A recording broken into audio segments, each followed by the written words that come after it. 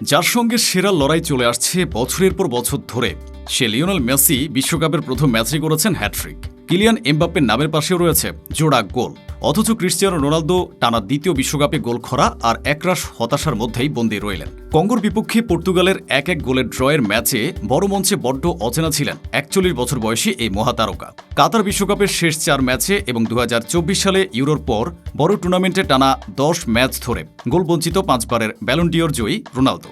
অথচ জাতীয় দলের হয়ে শেষ 16 ম্যাচে 10 গোল করে বিশ্বকাপে দারুণ কিছুরই আভাস দিয়েছিলেন আন্তর্জাতিক ফুটবলের এ সর্বোচ্চ গোলদাতা। কঙ্গোর বিপক্ষে পুরো 90 মিনিট খেলে গোলের জন্য 3টি শট নিলেও একটিও লক্ষ্যে রাখতে পারেননি তিনি, বরং হাস্যকর ভুলে নষ্ট করেছেন সতীর্থদের তৈরি করার সুযোগ।